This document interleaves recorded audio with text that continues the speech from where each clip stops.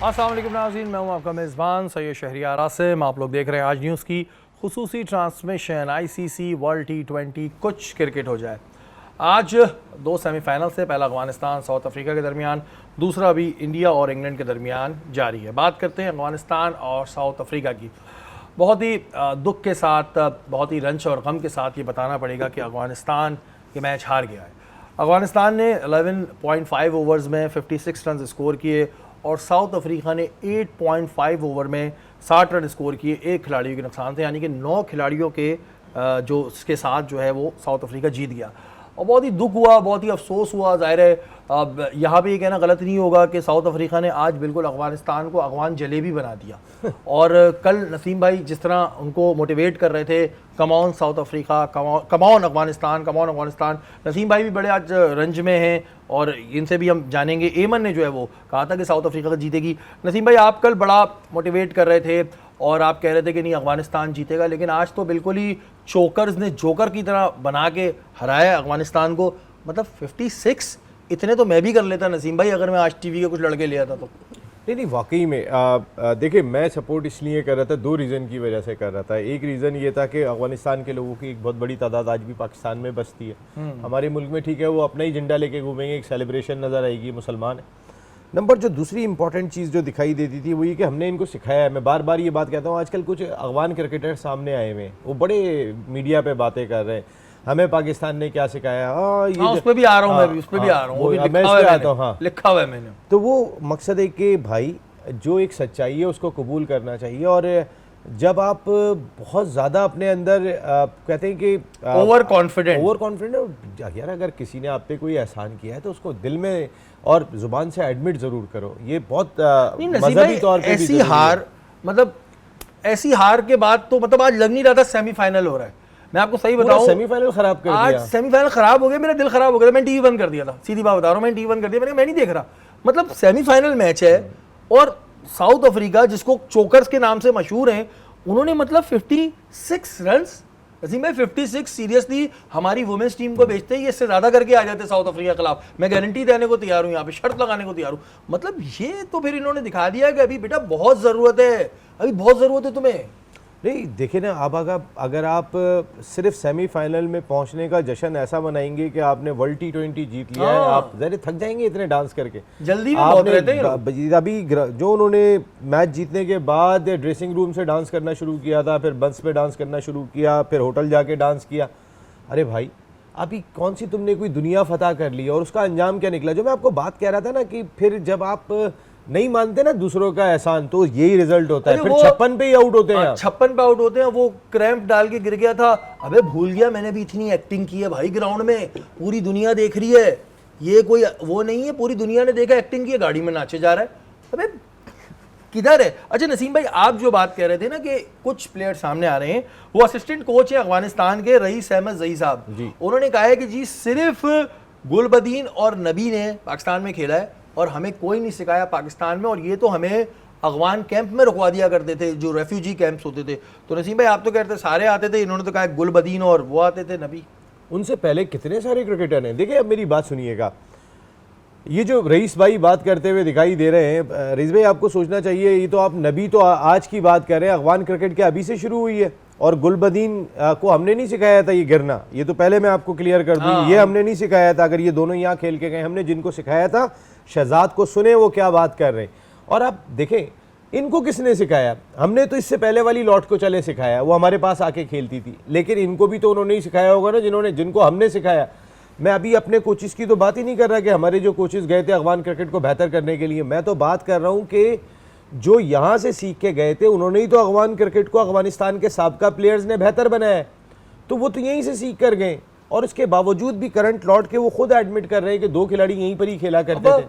थोड़ा थोड़ा उन्होंने कह दिया, कबीर खान और वो राशिद लतीफ़ ने थोड़ा सिखाया और फिर कह रहे हैं कि जी रेफ्यूजी कैंप में रुकाया। गलती हो गई वैसे नसीम भाई, प्राइम मिनिस्टर हाउस खोल देना चाहिए था। कल ये सिर्फ कपिल देव का नाम लेंगे या सुनील गावस्कर का नाम लेंगे कि इन्होंने सिखाया, पाकिस्तान में किसी ने नहीं सिखाया इन्हें। वो कह रहे हैं जी, हालांकि उस वक्त इनका दाखिला भी बंद था वहां पे। कह रहे रेफ्यूजी कैंप में हमें रुकवा दिया। तो नसीम भाई प्राइम मिनिस्टर हाउस खोलना था या प्रेसिडेंट हाउस खोलना था इनके लिए? देखिए डिफरेंट अब बहाने मैंने देखा था कि कुछ अफगान मीडिया में भी मैंने देखा, कुछ उनके प्लेयर्स को भी सुन रहा था, हमारी टीम को फ़्लाइट का मसला हो गया, हमारी टीम की 4 घंटे वो एयरपोर्ट पे इंतज़ार करती रही और उसके बाद वो टीम पहुंची। भाई आप क्या जो है वो न्यूजीलैंड में क्रिकेट खेल रहे थे, वेस्ट इंडीज़ में ही खेल रहे थे, उसी कंडीशन के अंदर सिमिलर टाइप की होती है, कोई बहुत ज़्यादा फ़र्क तो नहीं था।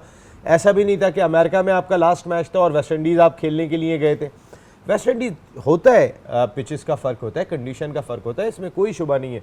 लेकिन अगर आप पाकिस्तान में क्रिकेट खेलने के लिए आते हैं तो चाहे वो पिंडी की पिच हो, लाहौर की हो, कराची की हो या जो भी पिच होगी, वो कहीं ना कहीं शेरी भाई अगर आप देखेंगे तो वो पिच आपको सिमिलर कुछ ना कुछ उसमें सिमिलरिटी दिखाई देगी। वो पर्थ की पिच नहीं होगी या वो सिडनी की पिच नहीं होगी। इसी तरीके से वेस्ट इंडीज़ की पिचेस भी, आप अभी जिस पिच पे खेल के आ रहे हो वो भी इतनी टर्निंग ट्रैक था, वो भी 114 रन के मैच हो रहे थे। आप जो लास्ट मैच जीत के आ रहे हैं, एक में 114 किए थे, एक में 140 किए थे, आप वो मैचेस जीत के आ रहे हैं। ऐसा नहीं था कि ये आपके लिए बिल्कुल से आप कहाँ ओवर कॉन्फिडेंट, डिफिकल्ट कंडीशन में आपने टॉस जीतने के बाद ज्यादा ओवर कॉन्फिडेंट हो जाते हैं। और मैं कह रहा हूँ कि इनको काउंसलिंग भाई या तो डांस कर लो या खेल लो, दो बातें कर सोच लो। की बहुत जरूरत है भाई, काउंसलिंग की जरूरत है। एमन राशिद खान ने पहले घूरमगारी की, एक तो इनका ये बड़ा मसला है, ये कंधार के क्रिकेट ग्राउंड से बाहर नहीं आ रहे, ये इंटरनेशनल भूल गए कि भाई इंटरनेशनल क्रिकेट है, हर वक्त घूरमगारी नहीं होती। वो नोटिया को घूर रहे थे, पहले नोटिया ने 2-3 बॉलें मिस कराई, फिर राशिद खान को बोल्ड मारो, बड़ा बड़ा चलो घर जाओ। ये एमन ये एटीट्यूड क्यों है, मतलब क्या हो गया ऐसा भाई? अब थोड़े बन जाओ बड़े, टूर वूर लगा ले, कंधार के स्टेडियम से बाहर आ जाओ। बिल्कुल, हमने कई जगह देखा है कि अफगान क्रिकेटर्स अपना बहुत ज़्यादा टेम्परामेंट लूज कर जाते हैं। इससे पहले हमने देखा कि हमारे खिलाफ भी और नवीन उल हक की तो विराट कोहली के साथ तो भी साउथ बहस हो अफ्रीका गई को थी। घूर रहे हैं भाई वो, इनफैक्ट अपने प्लेयर्स को भी नहीं छोड़ा। ये जो राशिद खान उस पे भी वो भी है, बिल्कुल बिल्कुल राशिद खान पे इस वक्त फाइन हुआ है, तो उनकी यही मिस्टेक थी कि उन्होंने अपने प्लेयर के दूसरा रन ना भागने पे बैट इतनी जोर से फेंक दिया, which is a severe offence. अगर आप ग्राउंड में इस तरह की हरकत करते हैं तो उसको बहुत बुरा समझा जाता है। तो ऑब्वियसली इन्होंने इतनी क्रिकेट खेली है, इतना ग्रूम हुए हैं, अब इनको पता चल जाना चाहिए कि इट्स अ जेंटलमैन गेम और वहाँ पे आपकी जो स्पिरिट्स हैं वो हमेशा हाई रहनी चाहिए, नो मैटर व्हाट। और पहले ये चीज़ आपकी अपनी अंदर टीम से आती है और उसके बाद आप जाके ओवर द वर्ल्ड अपने जेस्चर को। अच्छा ये बताइए, नोटिया ने जो बदला लिया है, इसको कहते हैं ना बॉलर का बदला। क्या डराया था राशिद खान, आज तो भाग रहे थे, सब नहीं डरा दिए। बिल्कुल राशिद खान तो भाग रहे थे, बॉल के सामने ही नहीं आ रहे थे। अभी खबरें यही इनको तो डरा के भगाया है भाई। आज लिटरली थोड़ी डर के बैटिंग हुई है, कोई बॉल के सामने नहीं आ डरे हुए थे, मैं तो खुद हैरान था। आज मैं बताऊं, अभी खबरें खत्म नहीं हुई हैं, अभी और भी कुछ खबरें बाकी हैं अफगानिस्तान की, लेकिन भाई कुछ काउंसलिंग की जरूरत है। और नोटिया ने जो बदला लिया है ना, इसको कहते हैं थोड़ा सा कंधार के स्टेडियम से बाहर आ जाओ, अब इंटरनेशनल खेलने लगे हो। क्या वक्त तो एक ब्रेक का, ब्रेक के बाद फिर आता हूँ।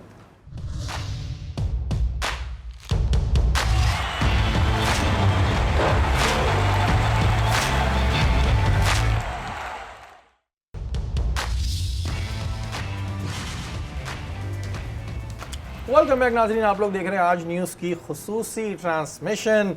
और आज का मैच जो है वो अपने साथ बहुत सारी खबरें दे गया है। मैं जैसे पहले भी कह चुका हूँ कि ठीक है, अफगानिस्तान को की क्रिकेट तो इम्प्रूव हो रही है, लेकिन इनके एटीट्यूड के बड़े मसले हैं और इन्हें काउंसलिंग की बड़ी ज़रूरत है। वही बात हमारी बीच में रह गई थी। नसीम भाई आप ये बताएं कि राशिद खान का वो सीन सबने देखा कि जी जब वो दूसरा रन ले रहे थे तो उन्होंने बल्ला फेंक दिया और फिर वो आहिस्ता आहिस्ता वॉक करके गए, ये दिखाते हुए जन्नत को कि बेटा ये 2 रन बन सकते थे। फिर जन्नत बेचारा डरता हुआ बैट लेकर गया तो वो बैट भी गुस्से में ले रहे। तो नसीम भाई ये एटीट्यूड इनके लिए कितना नुकसानदेह है, आप क्या समझते हैं? देखिए राशिद एक वर्ल्ड क्लास प्लेयर है, इसमें कोई दो राय नहीं है, और अफगानिस्तान में की टीम का नंबर 1 प्लेयर है, इस टीम का भी नंबर 1 प्लेयर है। वो अपनी एक साख भी बना चुका है, लेकिन कप्तान बनने के बाद उन्हें इस तरह के एटीट्यूड से अवॉइड करना चाहिए, वरना फिर अगर जो हम यूनिटी इस टीम की देख रहे हैं ये टूटने में टाइम नहीं लगेगा, ये हमसे जल्दी टूटती है। ये अफगानिस्तान टीम की यूनिटी जब टूटती है वो पाकिस्तान, इंडिया, दीगर ममालिक से पहले टूटती है, क्योंकि ये इन्होंने ठान लिया अगर कुछ अचानक के ये क्या बात किया इसने, तो बस फिर उसने ठान लिया। इसलिए राशिद को एहतियात करना चाहिए। आपकी टीम ये वर्ल्ड T20 अच्छा खेली और यहाँ एक्सपोज हो गए। देखें 2 matches Afghanistan cricket team Duckworth and Lewis method के तहत अपने आखिरी जीती है।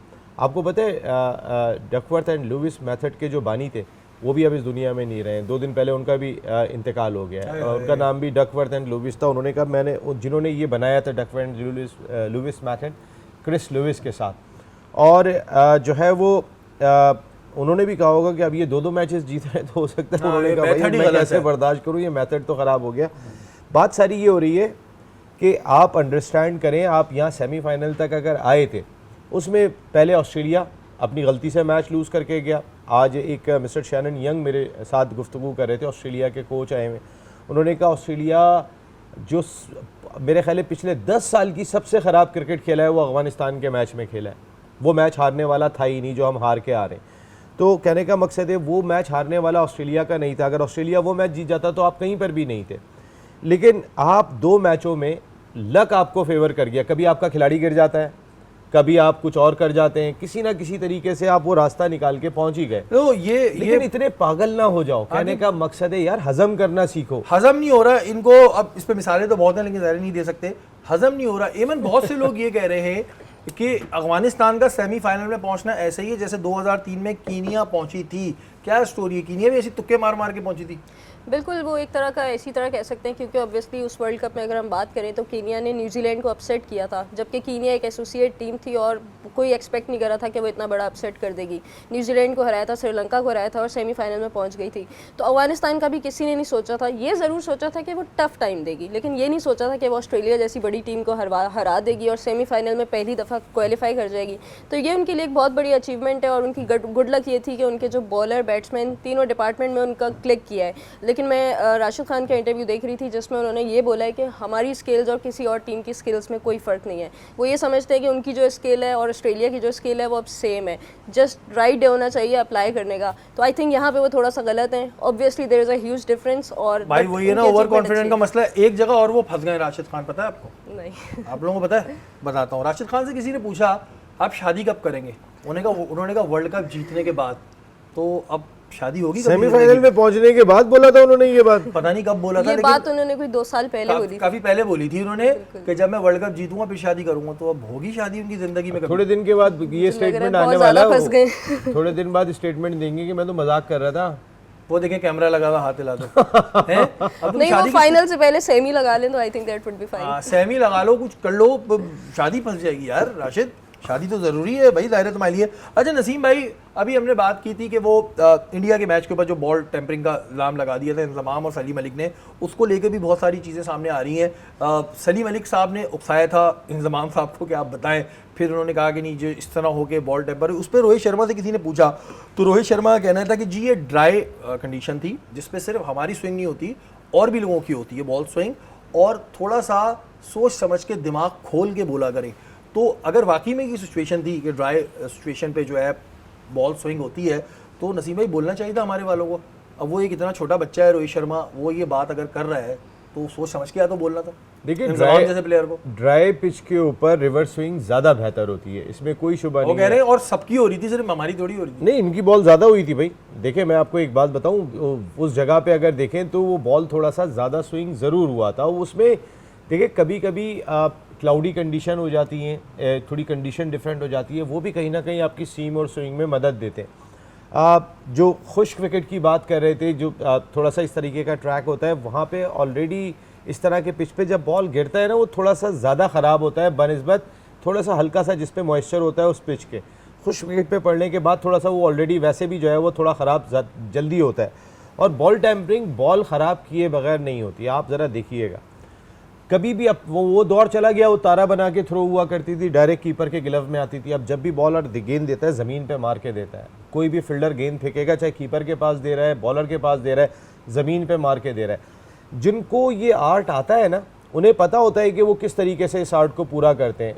बहुत सारे लोग अंदाज़ा ही नहीं होता कैसे बॉल टेम्परिंग कर गए।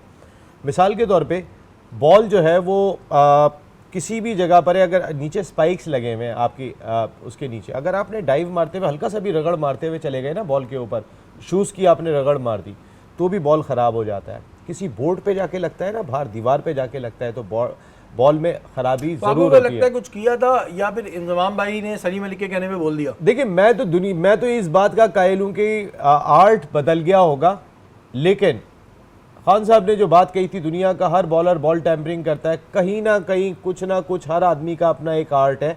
और उस आर्ट का तरीक़ेकार जो है वो खुद भी भाई वैजलीन लगा के आ जाते थे, पता ही नहीं चलता था वैजलीन कहाँ पर है, हाथ के अंदर उन्होंने स्क्रीन के अंदर लगाई हुई है। अब ऐसे ऐसे उसने ये करते करते ऐसे निकाली, थोड़ी सी बॉल पे लगाई, बॉल को आपने शाइन कर लिया जो अपने हिसाब से आप करना चाह रहे थे। तो बहुत सारे टोटके मौजूद हैं।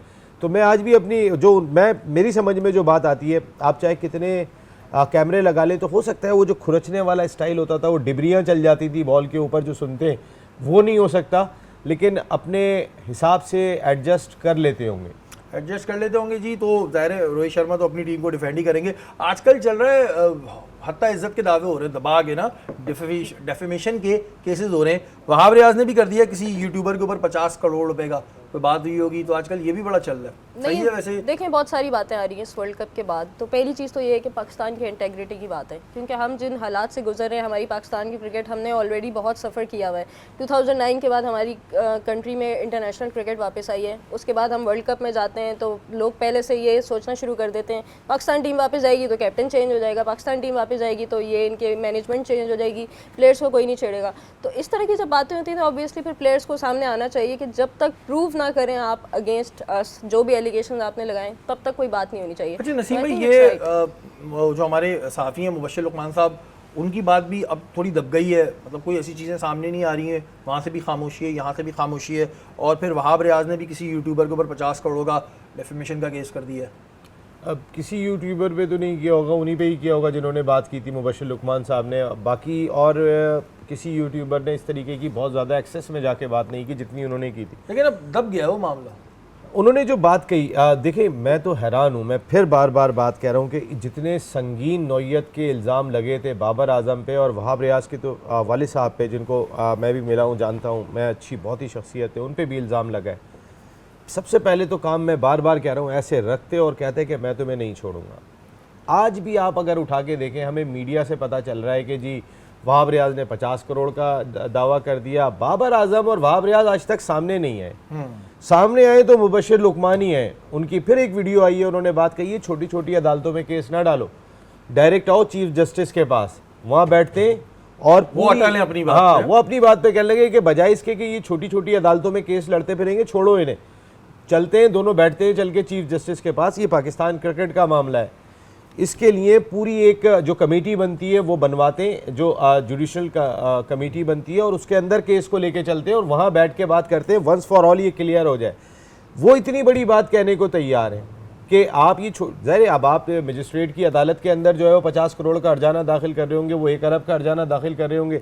भाई जाओ सुप्रीम कोर्ट के अंदर, मेरी जात पे, मैं इस मुल्क का कप्तान हूँ, मुझे इतने लोग फॉलो करते हैं। और ये बात अगर मुबश्शिर लुकमान साहब कह रहे हैं तो वो तो ज़ाहिर अपनी बात पे अटल ही हैं, और शायद कुछ ना कुछ उनके पास ऐसी चीज़ें भी हों जिस पर वो हैं, लेकिन ये चीज़ जो है इस पे ज़रूर बात करनी चाहिए। और पीसीबी और इन सब की जानिब से एक प्रॉपर मौक़िफ़ या फिर तमाम हक़ाइक़ जो हैं वो हमारे सामने आने चाहिए। वक्त तो एक ब्रेक का, ब्रेक के बाद हाज़िर होते हैं।